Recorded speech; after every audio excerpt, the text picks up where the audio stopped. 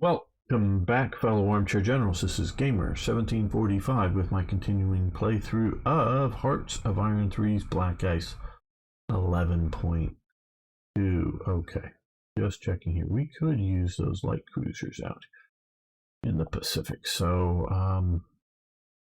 let's drop them. The reason I haven't deployed some of these, well, we could also use the heavy cruisers. So what we're going to do is we're going to deploy the heavy cruisers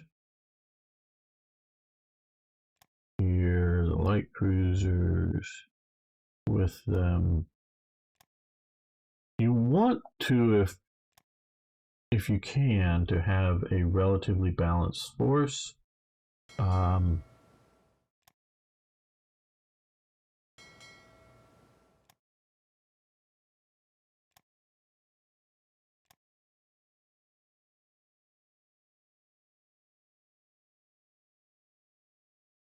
Just took out Warrior, it looked like. These guys are trying to go home, they're being bombed.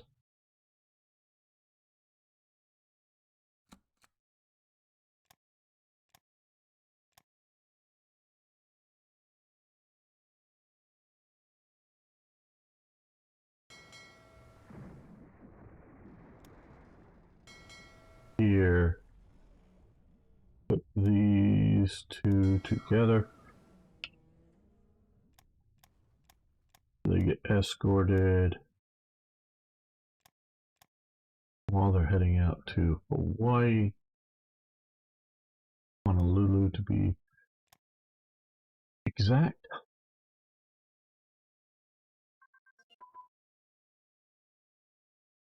Got a U-boat, good. And CAG pilot training.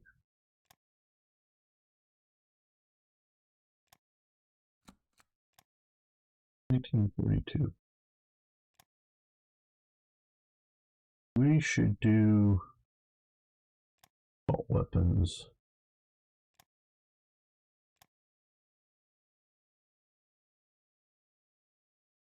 Okay, well, how interesting. Okay, this is a development. So the Italian pocket here has been presumably destroyed. Maybe it is theoretically possible they could have had a bunch of transports sitting off here and evacuated off to them. Theoretically possible. I don't believe they did, but that is in theory possible. But if that didn't happen, destroyed a bunch of Italian units, which will not be fighting somewhere else. We've definitely seen the British move a little further forward than here, but they're going back and forth. So that is fine. We have got these guys now fully reorganized back up, and we're waiting for, well, the subs to get there and the transports to get these invasion capable transports. I don't know, I may even try to go for here. See, if I go for here,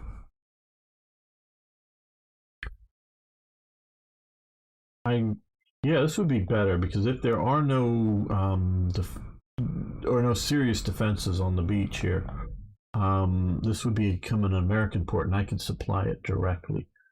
Mentioning supplying directly, okay, we're building some more convoys, good. Let's build some more.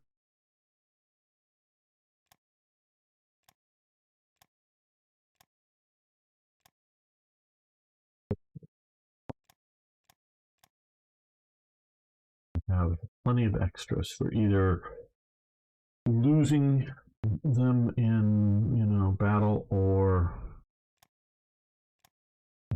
simply making, needing more, like to convoys all the way come here. And unfortunately, I'm a little afraid that the AI would want to have the convoy come through the Mediterranean, but yeah, that would be the worst.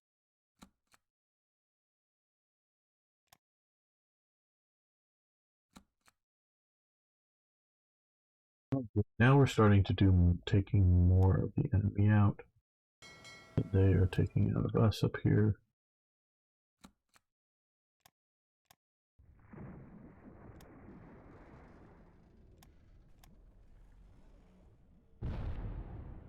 Oh, that was a Japanese. Wow. Okay.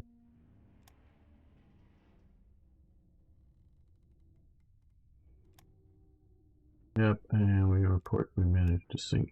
There's Japanese stuff going on out here. I wonder what the hell. Anyone Germany or something? Okay. Australians are still moving around here, looking doing fairly effectively, it looks like.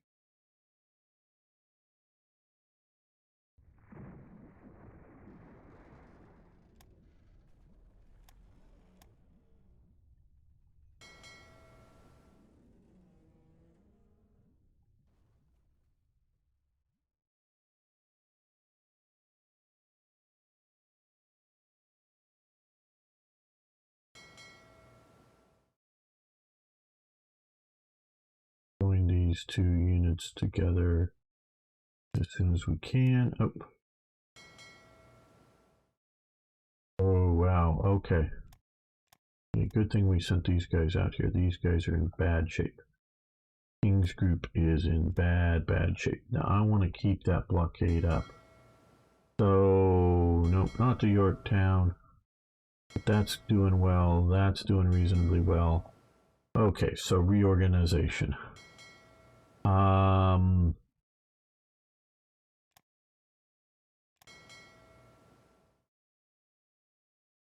With the Maryland out. Oh, yeah, the Maryland out.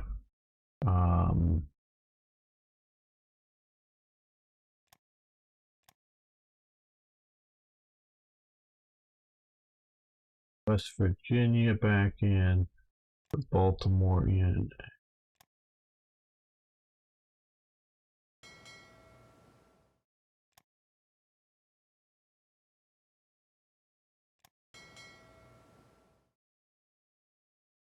These guys can go back in, or go in for the first time here.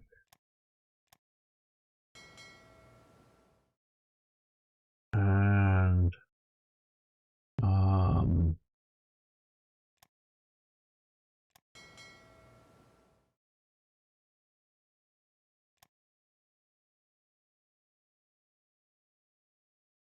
good. Okay. Division 2. Okay, you guys head there as fast as possible.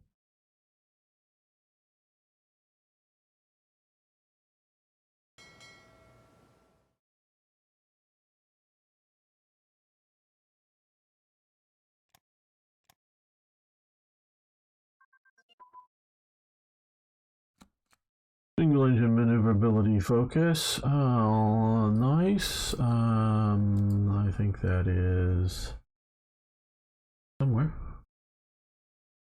Oh, so many avionics.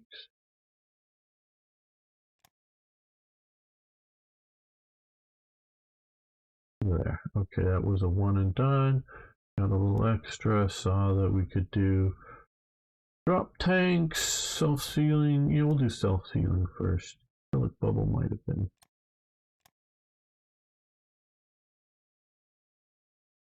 The tags back. Oh, we need to do the fake for the real Missouri. Well, we'll just drop it here.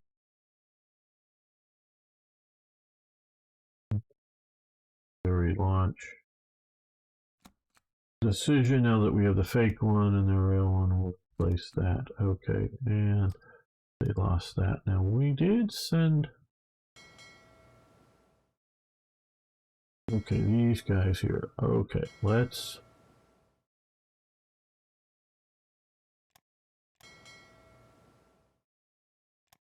Add the Iowa to you.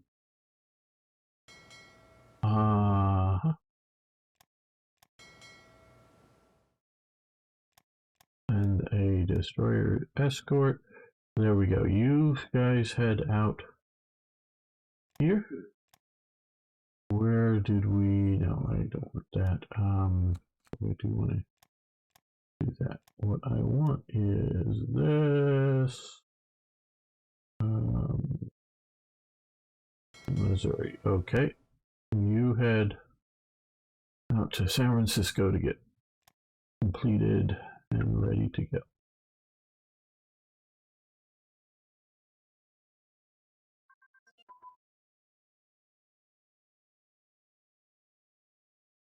Pilot training advanced.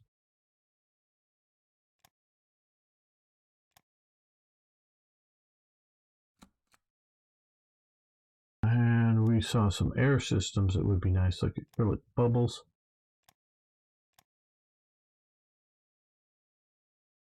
You know, talk about two things here. I think you guys like the action, but you also like to hear me talking about stuff.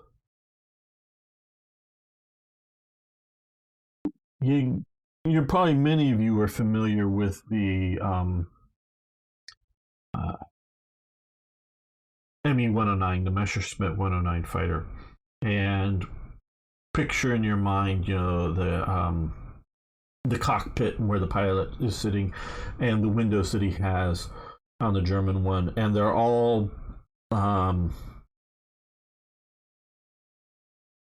flat pieces of glass, I believe.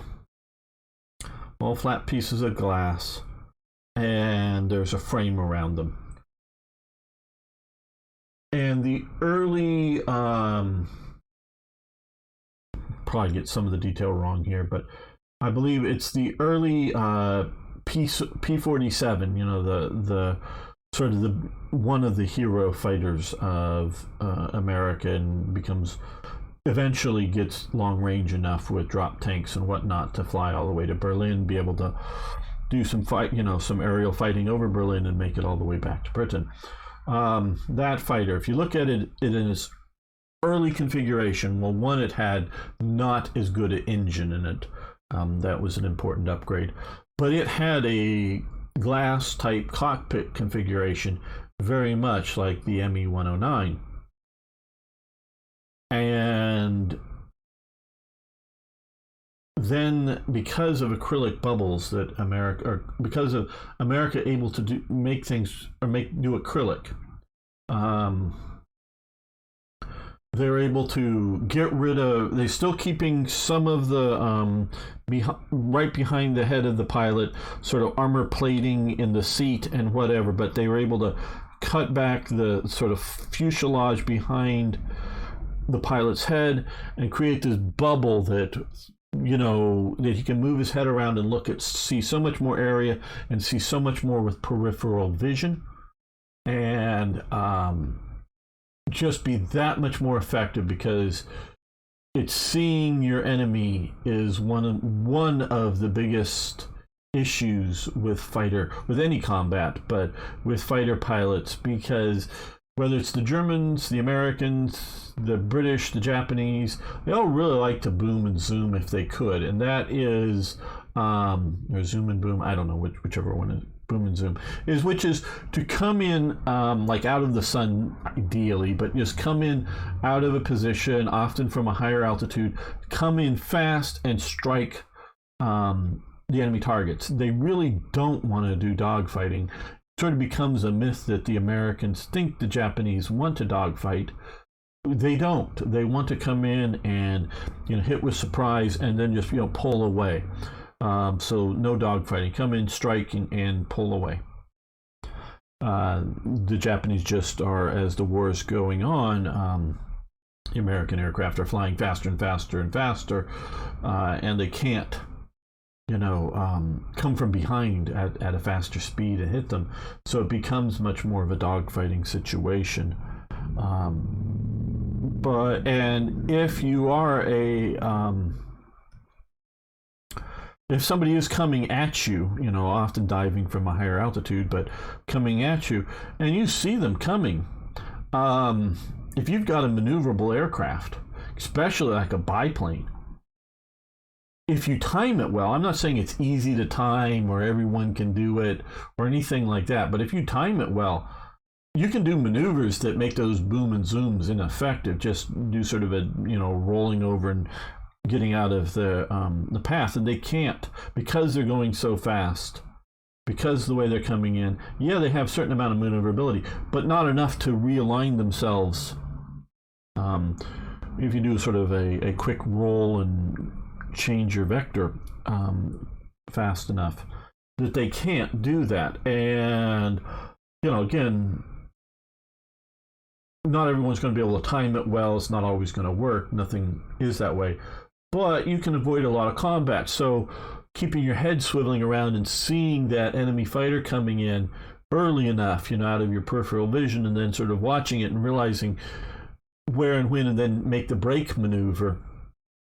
So you don't want to do it too early because they'll just adjust their, attack vector.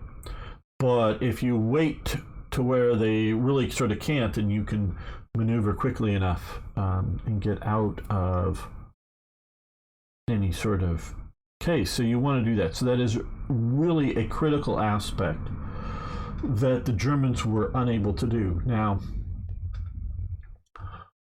I periodically, and for various reasons, get to want to dig into things. Maybe you can tell that about my personality, but it's definitely there.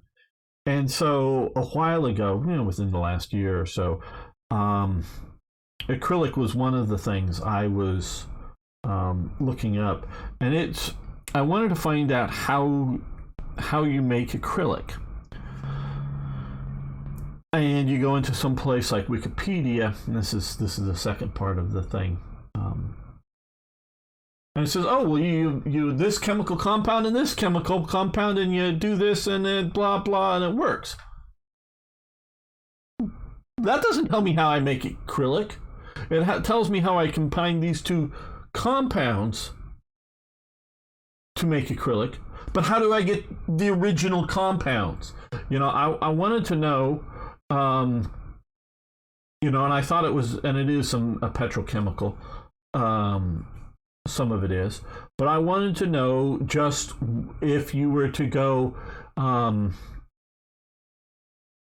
take your chemist, take him out into the forest and say, make acrylic, and go, okay, and here's your supplies of, some glass beakers, some metal things, including like a shovel, a pick, a hammer. So you go find whatever metal, whatever chemicals in nature, what does it take from the base components to make this? Because I'm interested in, Germany did not, to my knowledge, do any significant, if anything, in acrylic. And it is a clear plastic, strong compound, not armored. So some of the windows on some of the German aircraft and some of the American aircraft are, armored glass that will stop a lot of incoming rounds, but maybe not everything by any means. But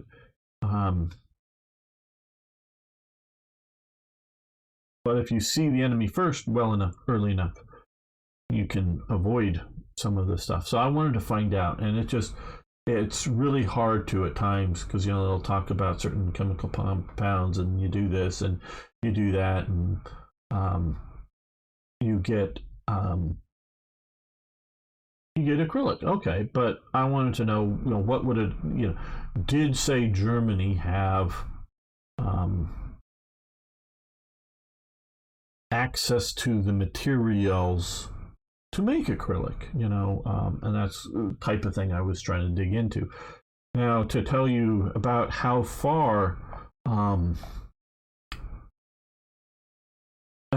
the superiority of why, America. Okay, so you have this acrylic compound that I think it's been a while since I looked at this stuff up, and if you want to, you can go in and look at it. I think it's an element of a plastic, which basically, and you can get into exactly what plastic means. We often think of like what we call plastic, but plastic can sort of branch out into other sort of compounds, but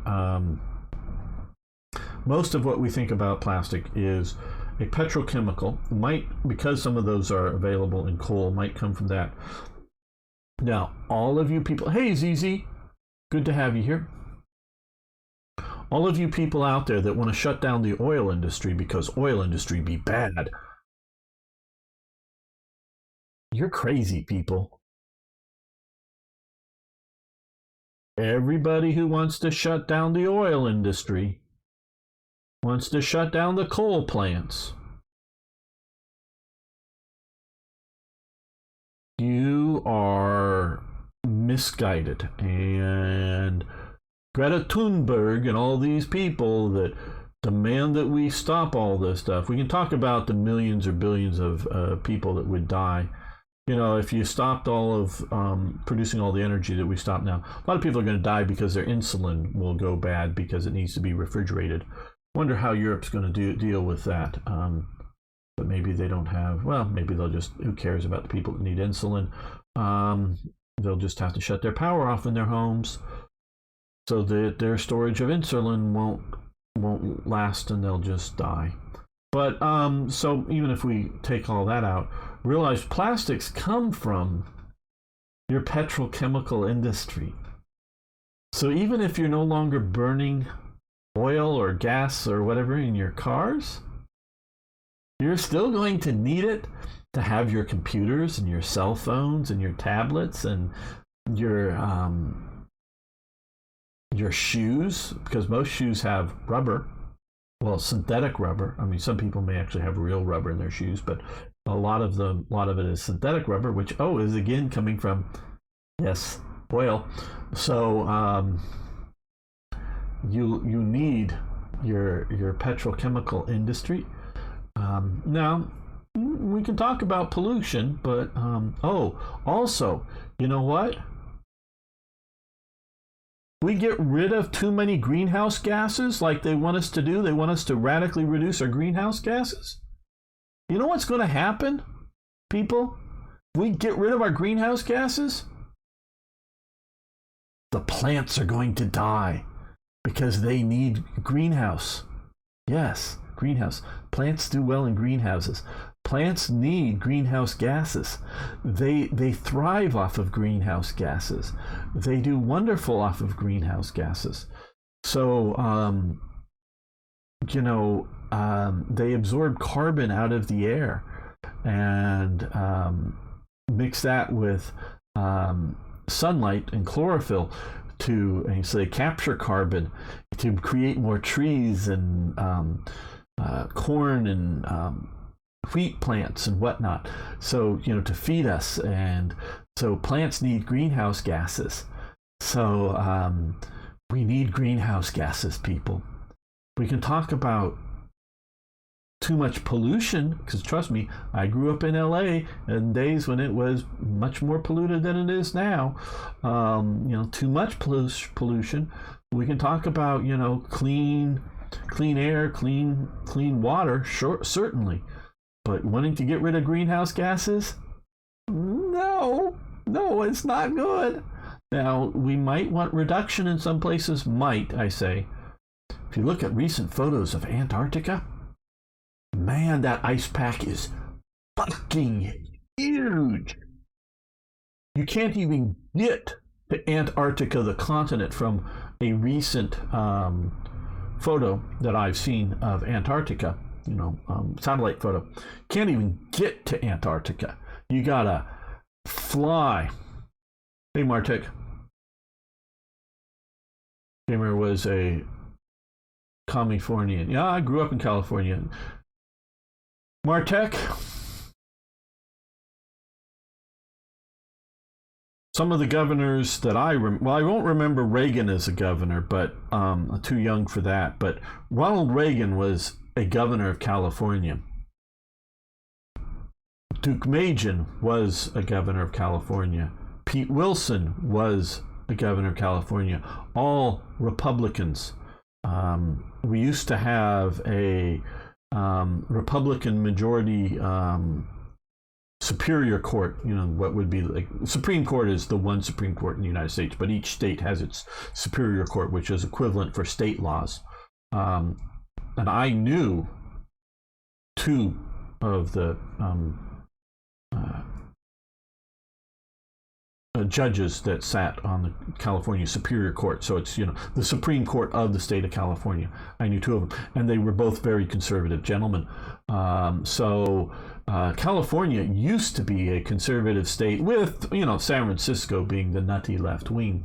So plants aren't going to die because all this stuff about reducing carbon is made up. Well, they're trying to, we can talk about what is made up or not, but I'm just saying that if you reduce carbon emissions too much, plants aren't going to do as well. Yeah, they're not all going to die because animals will produce a certain amount of carbon, but they also want to shut down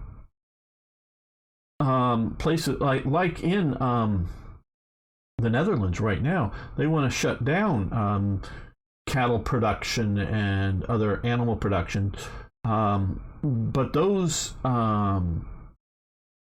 animals breathe out, and that breathing out helps the plants. So yeah, not all plants will die, but plants will be less healthy.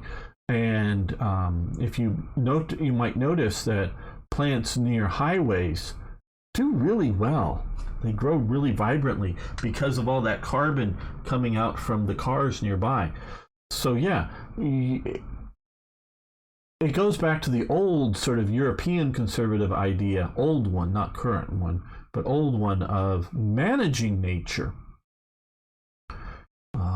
is the way to do it. Not try to destroy humanity for some fake nature thing. But like I'm saying, you need petrochemical industry. You need it because humanity cannot effectively survive. And I know there's a lot of people that want to reduce down the numbers of humanity. These people, the sort of like modern day Nazis. Some of them are racist based. Some of them aren't maybe racist based, but they like the Nazi program of reducing the numbers of humans. Also communists realize that, people often talk about how religion has caused so many wars and deaths. Well, did you know in the 20th century, communism caused more deaths? There are 100 million deaths within their countries, not by fighting wars, but communism caused 100 million deaths. There are more deaths than all of the wars of religion put together killed. So yeah, communism in 1 century did more death than all of religion. So however bad you want to think religion is, and it's, the Protestants and the Catholics fighting, or the Christians and Muslims fighting, killing people for religion. Yeah, I'm not saying it's a good thing, but all of that is not equal to what the communists did in just 100 years. So yeah, if you're really looking to help humanity, are you wanting to support communism? Seems to kill a lot of humanity. And humanity isn't going to, what's natural and what isn't. It is simply man-made, is man not part of nature, so is not man-made stuff natural. But let's, we want to talk about natural fibers or something, cotton and wool clothing and saffron clothing and flax clothing and whatnot like that. Yeah, natural fibers are cool. I wear a lot of cotton, yeah. But nylon and other synthetic fibers in clothing or in whatever is also very helpful to humanity, and humanity should not be based, quote unquote, just on nature. Those are also evil people that might not want to come out and say that they want death camps, and may even emotionally not want death camps, but just want to implement policies that over time shrink the size and scale of humanity. Evil people. But yeah, so I was trying to look into where acrylic comes from and whatnot. Now, and part of this was is why America during World War II is just such an overwhelming um,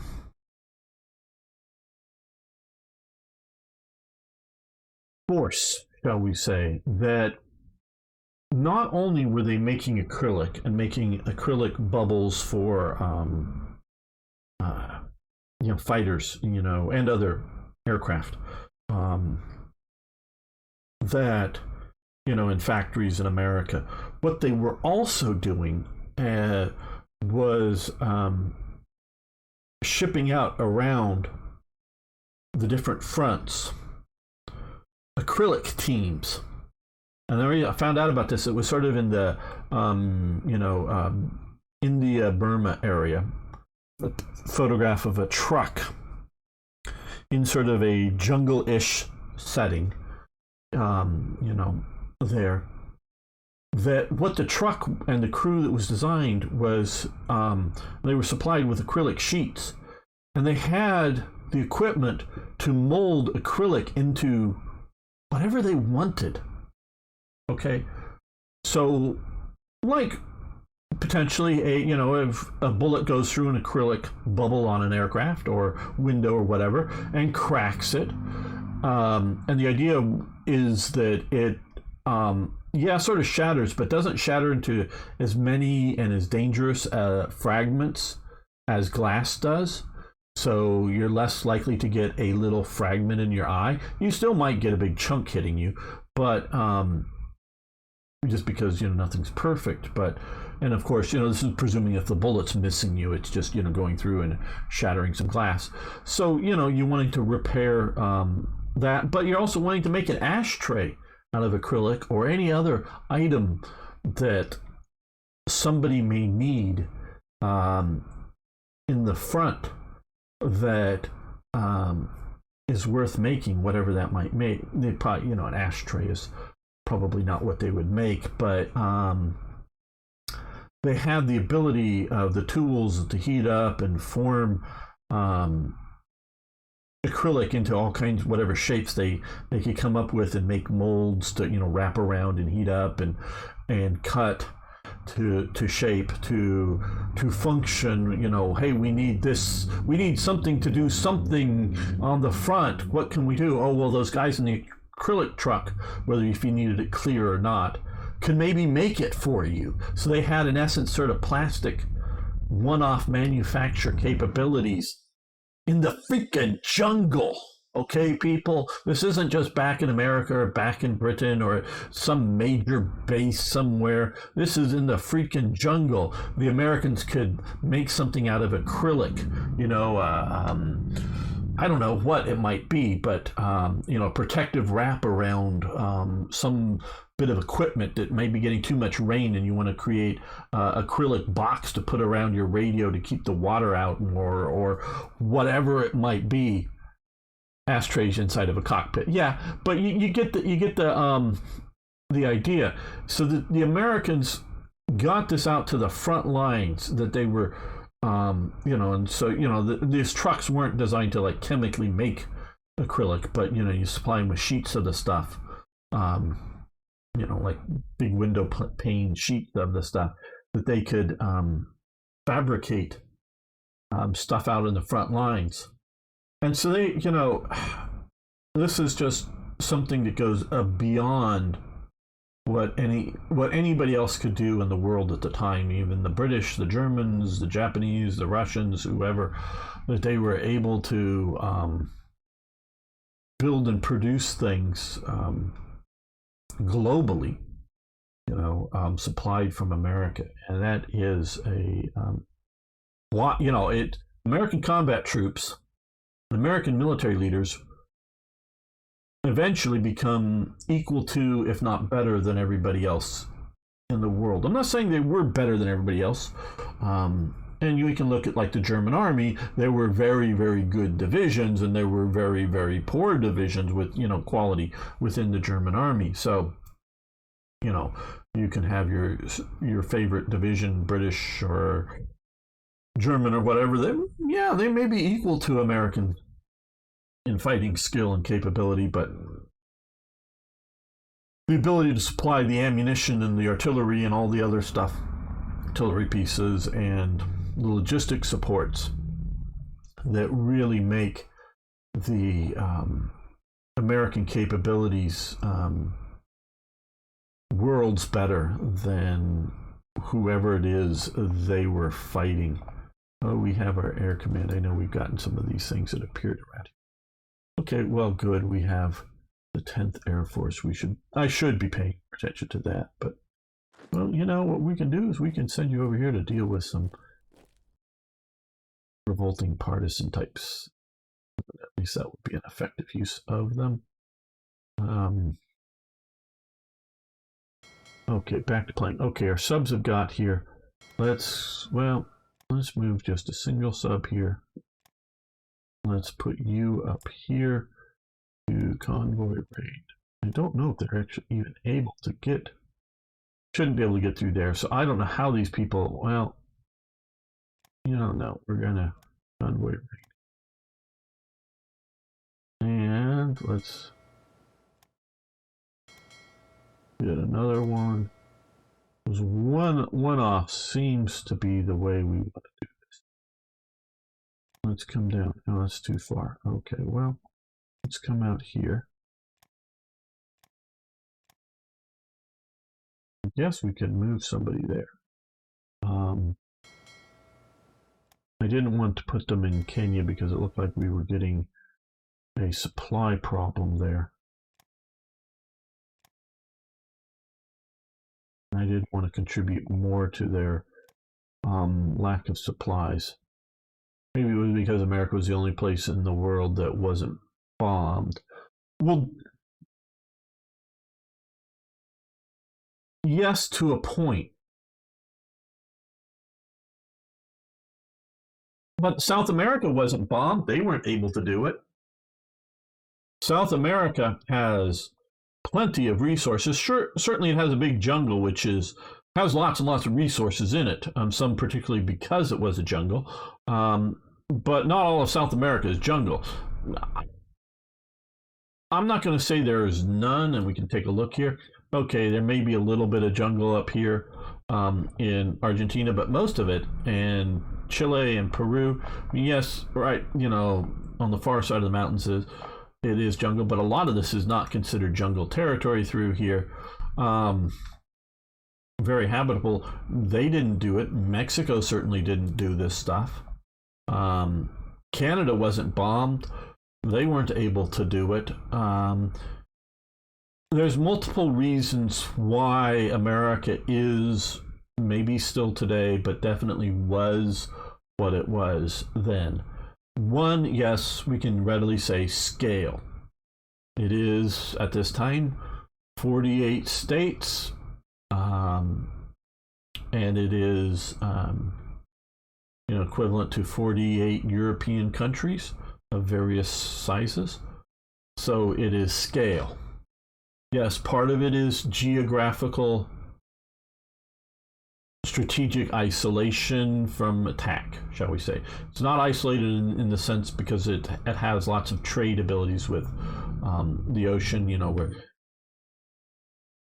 Russia, Soviet Union, whatever you want to call it, is sort of isolated in that it has very limited access to the sea.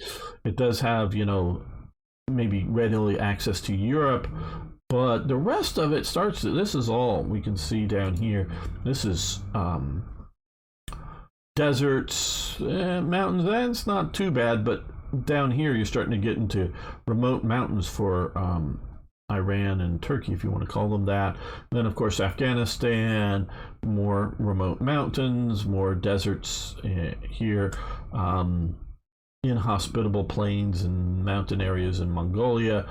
And even out here, it ain't terribly hospitable. So, in a way, Russia is more isolated than America. America is sort of way out on its own, but because of the seas and whatnot, it's able to communicate with everywhere in the world.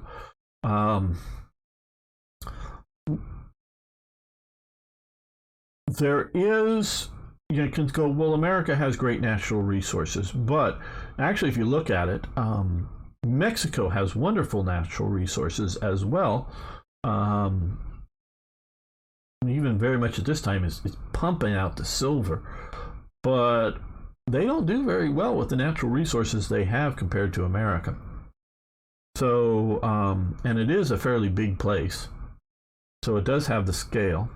It does have this sort of, because once we've sort of stopped our border wars with Mexico, the U.S., Mexico has not really had much of a threat from external forces, because it's, down here, these are sort of actual jungle and remote places down here to get into, so not being threatened from there. And like I say, once America is no longer the threat,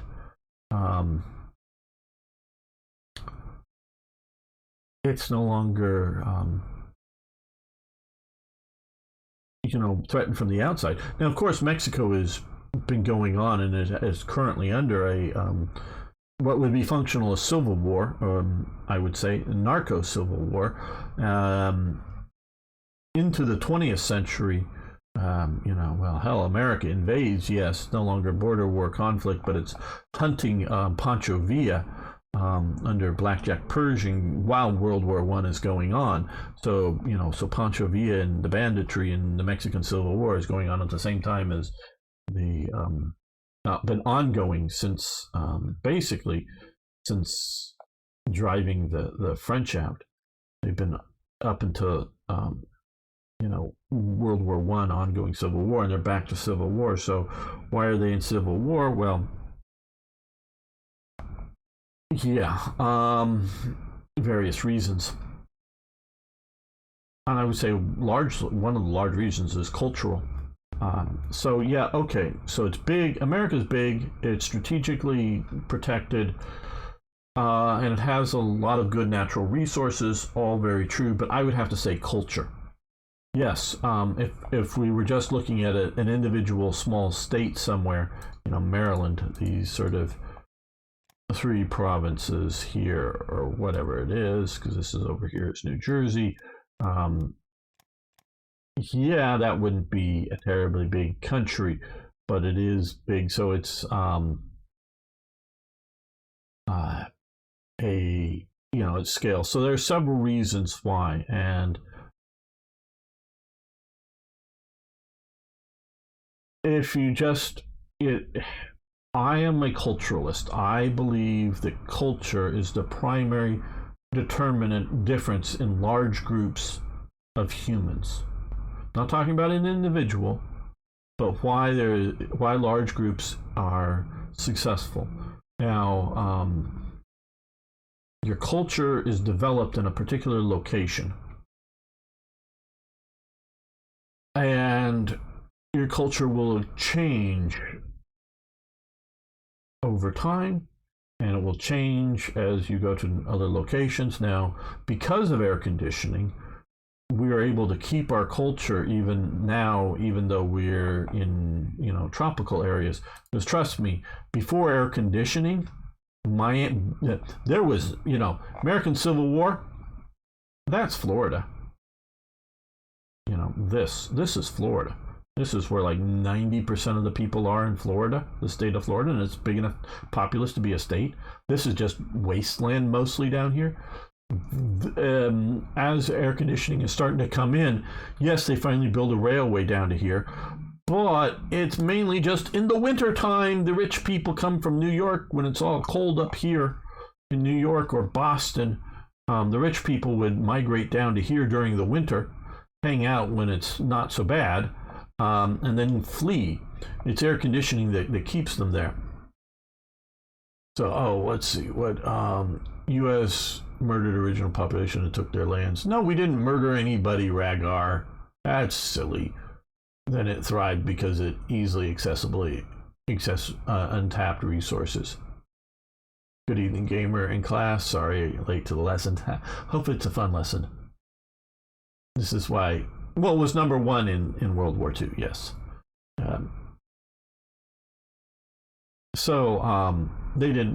They conquered the land, but you know what? All the people that were there before Americans showed up, they conquered it from other people. Yes.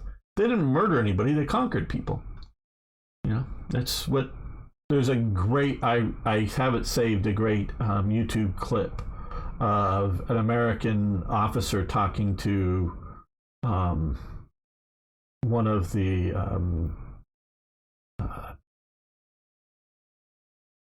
Indian tribe chiefs talking about their sacred land, and he gives a recital of how they got their sacred land by conquering other tribes and driving them out.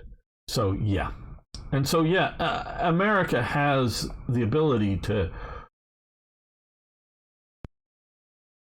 do so much more than everybody else out at this time. Now, it's been fading since World War II, most assuredly.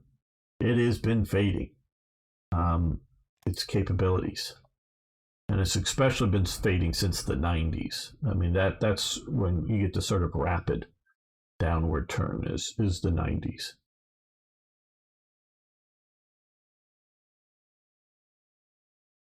Alcohol vulnerability. Okay, well, disease.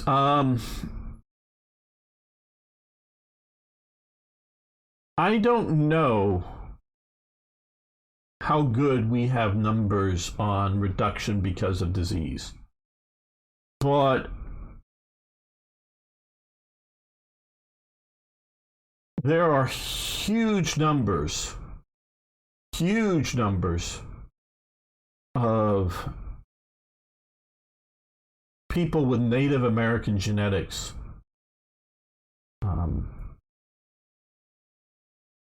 still around in the hundreds of millions, because all of the Mexicans, or virtually all of the Mexicans, I mean, like 99 or 95 to 99% are have Native American genetics. Mexico comes out of mestizo, means mixed. Guatemalans, El Salvadorians, Hondurans, Nicaraguans, Costa Ricans, Panamanians. Okay, Colombians. You get down into Colombia and Peru, sure, like Mexico, you will find an elite that is predominantly Spanish blood, but most of the people are mixed. Cuba, again, yeah, there is sort of some elites that are mostly Spanish, but most of them are mixed. You get down into like Bolivia, you're starting to talk about majority genetically Native American, to use the term, and similarly in some places like Paraguay. Now you get down into Argentina, this was very underpopulated. I do believe when, pre-Columbia. So you get a lot of higher, and particularly also in Uruguay, higher Spanish genetic populations, both Argentina and Uruguay. So you get a lot of that. So there are a lot of people with American genetics. I don't know, and disease on all of these places. Disease hits hard, European diseases, but it's not a genetic or America's the Great Satan. Well, if you want to look at it that way,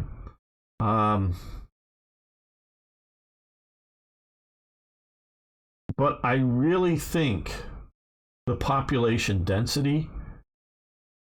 They did have very limited agriculture, very, very limited. It was mostly a hunter-gatherer society, where down here, they had agriculture, okay? This whole area didn't support very many Native Americans, Indians, whatever you want to call it. It could not support it because it was just freaking grassland with these bison, what we call buffalo. Buffalo are a different beast, but the bisons were here. The Indians couldn't do anything with those damn bisons, or hardly. What are the Indians going to do? Okay, you have these Great Plains, you have these bisons that are wandering around out here. What the hell are the Indians going to do? There's a bunch of bison over there. Let's run at them. realize they did not have arrows, bows and arrows, until the Europeans showed up. Okay, some of them had the atlatl, the thing that sort of extended it to make the throwing arm better. So basically, they had spears. Okay, so you're going to run after a buffalo or a group of them, and they're going to see you coming. They're going to go, "We're out of here!" Run away. So then you sort of sneak up at them, and then you kill one of them. Great, they go away. But you see, the buffalo move around.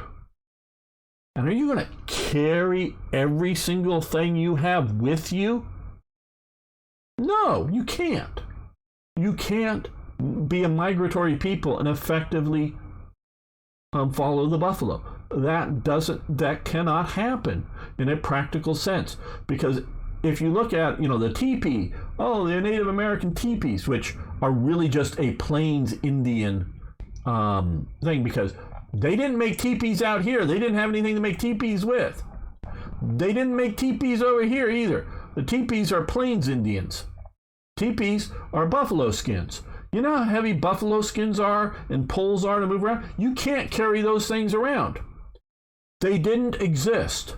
What happens is these Europeans showed up and a few of their weird beasts got away from them. Europeans called them horses, yes. So the natives got horses and got bows. And with bows and horses, they were able to become the Plains Indians and follow after the buffalo.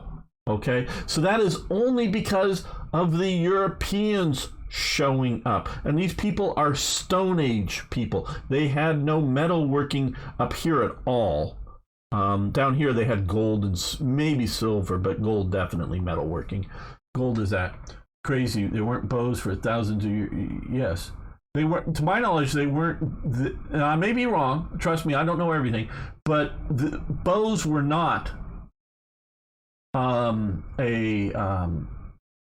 used in the Americas until the Europeans showed up.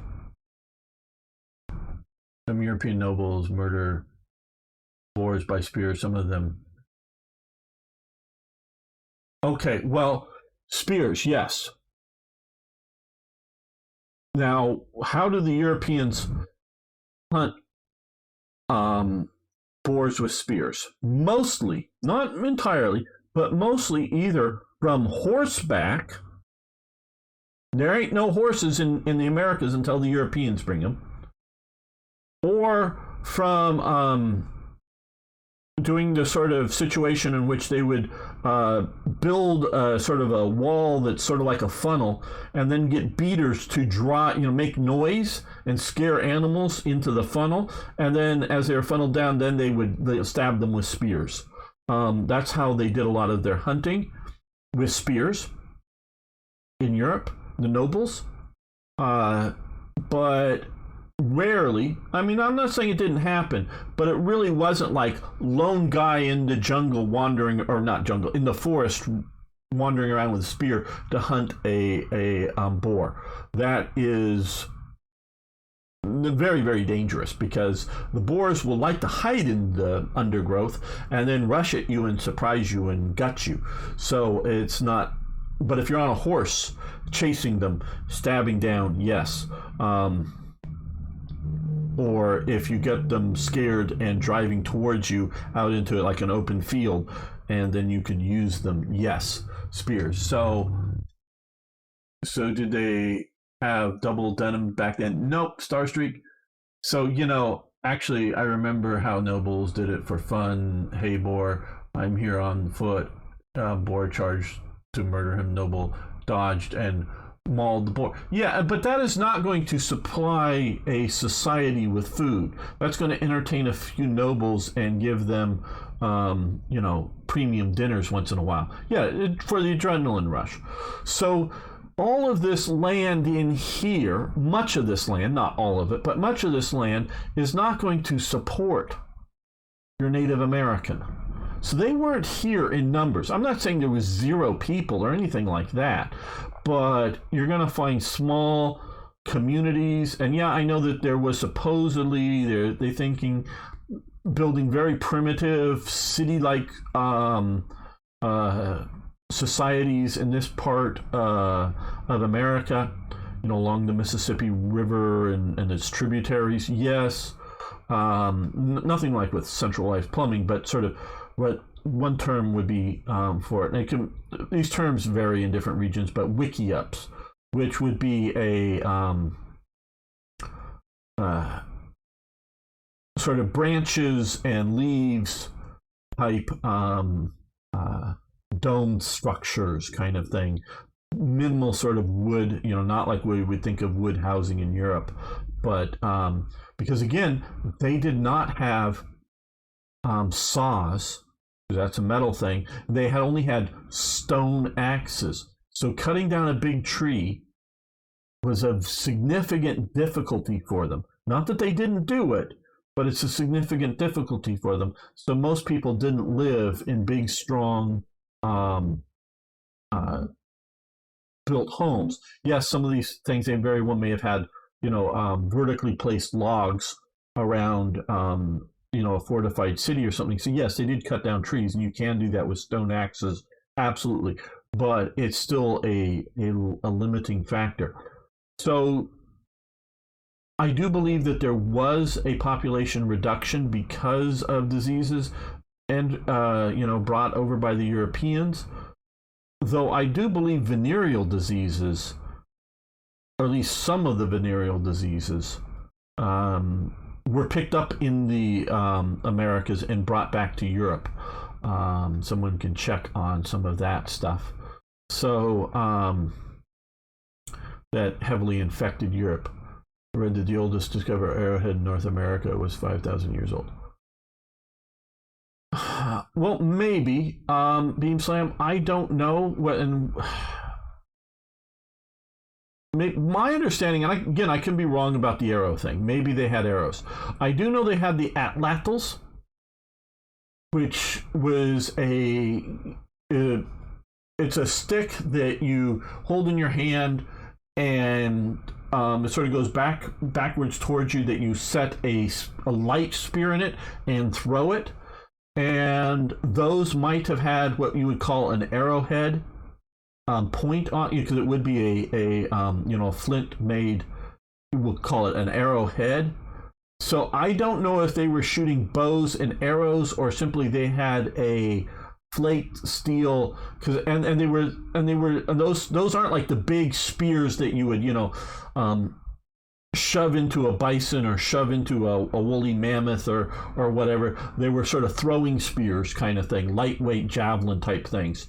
So that might be what you're talking about. I'm not sure, but I thought it was Europeans that were introducing the bows. Could be wrong. I definitely know it's Europeans are introducing the horses. So maybe they had bows before, but they definitely there's very ancient, if you call them arrowheads, but very ancient pointy flint things in the Americas. Absolutely. Some of them are definitely, because I just remember from seeing them, some are definitely what we would think of as a big thing that might be put on a knife, a big sort of blade, or or a big spear,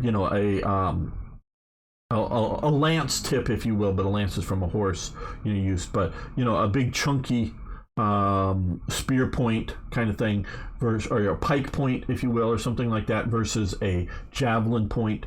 So I don't know. U.S. Great Plate were vulnerable to tornado. Leather tents were quite a bit better than simple wooden houses. Well, like I say, the leather that the Indians were heavily using was buffalo hide for those things. That the only other significant size leather would be, moose, I guess, but also deer. Deer would be found out here, but moose are more, if I'm not mistaken, over here. Moose are, you find them around large bodies of water, lakes and whatnot. They're not an aquatic animal, but they swim and they dive and feed off of stuff in and around water a lot.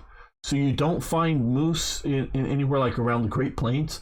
So now deer, yeah, deer would be eating out there. So deer and buffalo would be the where you're getting your big bunches of leather going on from. And so, but you see, well, I don't know. Would mobile teepee homes be equivalent to trailer park homes? Because we know tornadoes vector in towards mobile homes. So they may have spotted and considered the teepees similar to mobile homes and attacked in that direction. So I don't know. Ads? Well, yeah. Well, if you're talking, wood chopping things as an ads, well, yeah, you can make an adze out of stone. Certainly to do that if that's what you're talking about. The metal ones. And so even once the Europeans have introduced metal, the Indians are virtually not even doing blacksmithing, let alone, refining their own iron from, just iron dug out of the ground. They just are not interested in that. They will trade with the Europeans for iron objects, very much so. But they're just not interested in making it. And so these Stone Age peoples, when there's just, the Virginia colony and the Boston colony and whatnot, these small colonies and one of the very first colonies, Roanoke, which is around here somewhere, does disappear for whatever reason. And according to some of the leftover stuff that they found, some of the writings that, carved in, that there were Indian attacks. They were vulnerable, but once the Europeans really started showing up, the Indians weren't going to compete militarily. And then, I will say that there was a reduction with because of diseases, but it is a fallacy that there was ever any plan to use diseases as a weapon against any Indians. There is a possibility of one person who was sort of doing that, who had some sort of major grudge, that was trying to hand out blankets from infected with smallpox. But that was never a policy, never anything it was ever really contemplated. That is more of a wives' tale that people latched onto. Croatan. As where they possibly went to, whatever that actually means. Could have been an Indian name for a particular place or region, and when people showed, particular tribe's name for a particular place or region as to where they were going, and when they asked around to the other tribes, where, what, I don't know, hadn't heard of it. So, that did disappear. So, it's conquest, and all of these people. The Maya were here. The Maya disappear for whatever reason. Aztec start as one village inside of a lake. They sort of, from all their neighbors that were hostile, they went in a valley where it was a lake, and did sort of like, hey, we heard these guys over in Europe deciding to live in a swampy area called Venice. We want to do the same thing, sort of like a Venice of this is part of North America, Venice of North America, in that they were building up these, it was a very sort of shallow lake. They were building up these little islands and connecting them and using waterways as transportation, and became very effective. And it was a very well sort of fortified thing, and it became the Aztec Empire. It was basically only the Aztec Empire and the Inca Empire that was down here when the Spanish showed up. And there's some of the really ancient stuff here that way predate the Incas, the peoples that are lost to time. So none of these empires or groups were the first peoples, as like they like to be called in Canada. First peoples, well, they were the peoples before the Europeans, yes, but supposedly some people have looked at some of the genetics, that there were multiple waves of peoples showing up into, they think mostly showed up first into North America and then migrated south into it in like 2 or 3 waves. So yeah, they were conquering each other and whatnot. So like I've said before, the colonial experience in the Americas and Australia and New Zealand and places like the Philippines are really going into places that are like Stone Age situations, very different than the colonial experience of, say, like the British colonial empires in India or various European attempts along Asia or Africa. Yes, another Stone Age world as well. And the South Africans, the Rhodesians, and others, the British more than any other, and I'll please always note, I try to use my terms very effectively. I'm not talking about the English, because I'm talking about the British. I'm including the Scots, the Welsh, and the Irish as well. Really tried to not just exploit the locals for profit or exploit the local region for profit, like mining or whatever, but really try to improve the environment. And they came to stay in many cases, you know, in Rhodesia and South Africa. They came to stay and build as well. And not just like show up, make some money, and go home. It's like the Portuguese, you know, in Angola and Mozambique, even, you know, most of the people that came, you know, the Portuguese that came to Angola, they wanted to come in, you know, work there for 20 years and retire back to, you know, Portugal. They weren't coming to, most of them weren't coming to build a home. They were just coming to exploit.